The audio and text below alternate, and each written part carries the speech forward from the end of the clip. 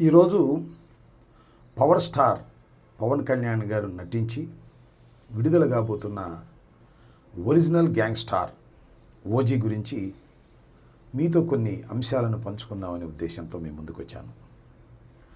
ఇప్పుడు రాష్ట్రంలో సినిమా అభిమానులు, అదేవిధంగా రాజకీయ అభిమానులు కూడా ఓజీ విజయవంతం అవుతుందా లేదా అనే దానికోసం ఎదురు చూస్తున్నారు. దానికి ప్రధానమైన కారణం రాష్ట్ర ఉప ముఖ్యమంత్రి పవన్ కళ్యాణ్ గారు నటించినటువంటి చిత్రం కావటం. దానితో పాటు ఇంతకుముందు రిలీజ్ అయినటువంటి 2 చిత్రాలు, అది బ్రో కానివ్వండి, హరిహర వీరమల్లు కానివ్వండి, అనుకున్నంత విజయాన్ని సాధించలేకపోవటం వల్ల ఈ ఒరిజినల్ గ్యాంగ్స్టార్ చాలా ప్రతిష్టాత్మకంగా తీస్తున్నటువంటి చిత్రం కాబట్టి ఇది ఏ విధంగా ఆడుతుంది అనేది అందరిలోనూ చిన్న ఉత్కంఠత ఉంది. రేపు 25వ తారీఖు అంటే 24వ తారీఖు అర్ధరాత్రి 1 గంటకు ఈ చిత్రం రిలీజ్ అవుతుంది. ఈ చిత్రం నాకున్న అవగాహన మేరకు, నాకున్న పరిజ్ఞానం మేరకు ఖచ్చితంగా హిట్ అవుతుందని నేను అనుకుంటున్నాను. దానికి ప్రధానమైన కారణాలు ఏమిటంటే, పవన్ కళ్యాణ్ గారు ఇంతకుముందు నటించినటువంటి 2 చిత్రాలు కూడా, ఒకటి బ్రో, 2 హరిహర వీరమల్లు అనుకున్నంత విజయాన్ని సాధించలేకపోయాయి. కాబట్టి ఈ సినిమా ఖచ్చితంగా విజయం సాధించాలనే కసితో పవన్ కళ్యాణ్ గారు పనిచేసి ఉంటారనేది నా అభిప్రాయం. దానితో పాటు డైరెక్టర్ కూడా గత 2 సినిమాలు అంతగా విజయం సాధించలేదు కాబట్టి ఈ చిత్రాన్ని విజయం సాధించే విధంగా మనం గట్టిగా కృషి చేయాలనే పట్టుదల ఆయనలో కలిగి ఉంటుంది. 3వది దానయ్య గారు, ఈ చిత్ర నిర్మాత. ఎంత ఖర్చైనా పెట్టి ఈ చిత్రాన్ని రిలీజ్ చేయాలి, అది ఘన విజయం కావాలని పట్టుదల. ఈ పట్టుదల మధ్యన జరిగినటువంటి ఈ చిత్ర షూటింగ్ వల్ల కొంత మెరుగైనటువంటి ఫలితాలు వస్తాయని, ఖచ్చితంగా ఈ సినిమా అన్ని జాగ్రత్తలు తీసుకుని ఉంటారని నేను భావిస్తున్నాను. ఆ నమ్మకంతోనే ఈ సినిమా విజయవంతమవుతుందని నేను భావిస్తున్నాను. హరిహర వీరమల్లు చాలా హడావుడిగా తీశారు. అనుకున్న స్థాయిలో చివర్లో గ్రాఫిక్స్ కూడా సరిగా చేయలేకపోయారు. అసలు హరిహర వీరమల్లు విడుదలైతే చాలు అనేటువంటి పద్ధతుల్లో జరిగినటువంటి సినిమా షూటింగ్ అది.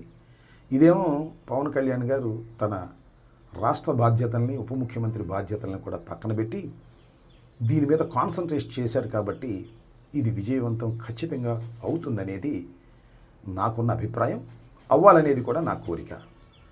ఎందుకంటే సినిమాలు, పవన్ కళ్యాణ్ గారు నటించినటువంటి సినిమాలు విజయవంతం కాకూడదని కోరుకోవాల్సిన అవసరం మాకు లేదు.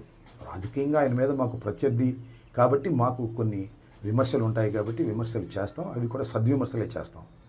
ఇక్కడ కూడా నేను ఒక విమర్శ చేయాలని అనుకుంటున్నాను.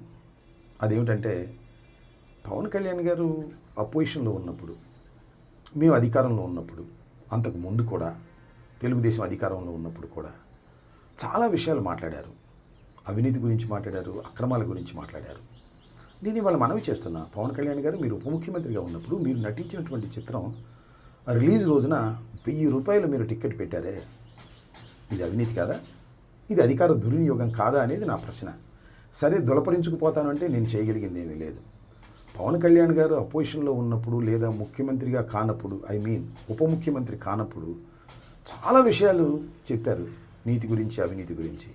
కానీ అధికారంలోకి వచ్చిన తర్వాత ఏమీ తేడా లేదు. తెలుగుదేశం ఎంత అవినీతికరమైన రాజకీయ పార్టీనో, నేను కూడా దాంతో పోటీపడి అవినీతి చేసుకునేటటువంటి వ్యక్తిని అనేటువంటి భావన కలిగే విధంగా రాష్ట్ర ప్రజానీకానికి మీరు కలిగిస్తున్నారు. 1000 రూపాయలు టికెట్ పెట్టి మీ సినిమాను రిలీజ్ చేసుకోవటం అంటే ఎంత స్వార్థపూరితమైనటువంటి అంశం అండి, నాకు తెలియకడుగుతాను.